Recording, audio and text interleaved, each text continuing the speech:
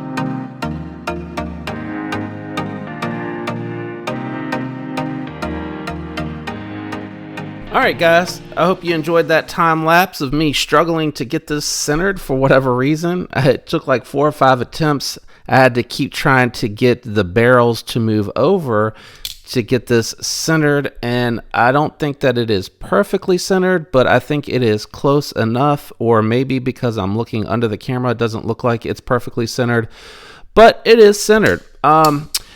From the install process, a couple of things that I would have liked to have seen. I would have liked to have seen this spot be a little bit more polished up, because they do kind of grind, because it's gritty getting those bolts back in there, and the tolerances on the barrels are a little bit too tight. I actually had to pull it aside and take a little bit of a rubber mallet and kind of get the actual backspacer in there. While I appreciate that because it does keep the barrels from moving, because the factory backspacer has the captive pivot in it so that it doesn't let the barrels spin, whereas these aftermarket backspacers are just perfectly cut out because it's just easier to produce than it is the captive pivot.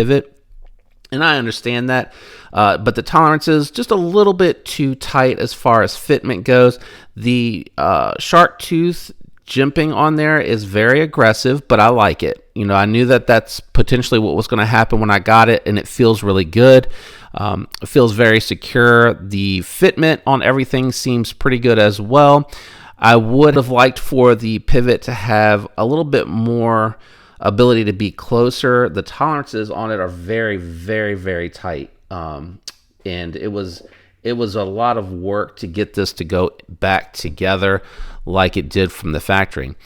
But now that it's all together, I think everything looks really good. I still want to see if I can either learn how to heat ano the bolts to get them to be bronzed, or see if there's any aftermarket bolts that would go on here that would be bronzed. I think that would look really good against the raw titanium. Again, these are original GOAT scales.